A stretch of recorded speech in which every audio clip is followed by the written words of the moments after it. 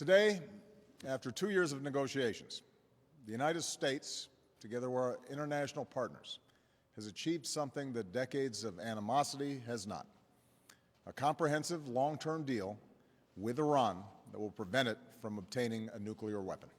This deal meets every single one of the bottom lines that we established when we achieved a framework earlier this spring. Every pathway to a nuclear weapon is cut off, and the inspection and transparency regime necessary to verify that objective will be put in place.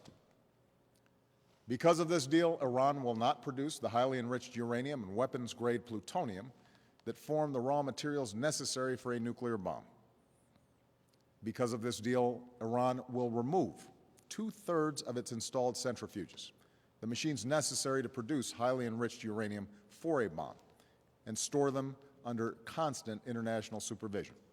Because of this deal, Iran will modify the core of its reactor in Iraq so that it will not produce weapons-grade plutonium. Because of this deal, we will, for the first time, be in a position to verify all of these commitments. That means this deal is not built on trust. It is built on verification.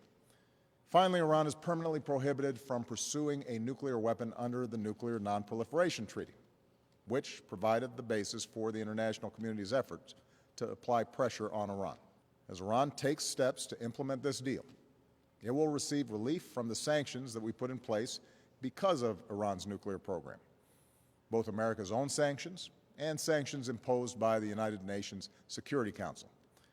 This relief will be phased in. Iran must complete key nuclear steps before it begins to receive new sanctions relief.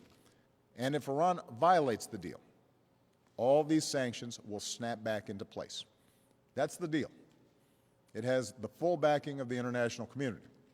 As the American people and Congress review the deal, it will be important to consider the alternative. No deal means no lasting constraints on Iran's nuclear program. Such a scenario would make it more likely that other countries in the region would feel compelled to pursue their own nuclear programs, threatening a nuclear arms race in the most volatile region of the world. Put simply, no deal means a greater chance of more war in the Middle East. Our differences are real, and the difficult history between our nations cannot be ignored. But it is possible to change. The path of violence and rigid ideology, a foreign policy based on threats to attack your neighbors or eradicate Israel, that's a dead end.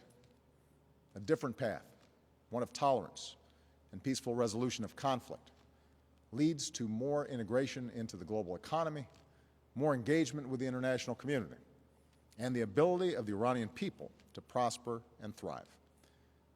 This deal offers an opportunity to move in a new direction. We should seize it.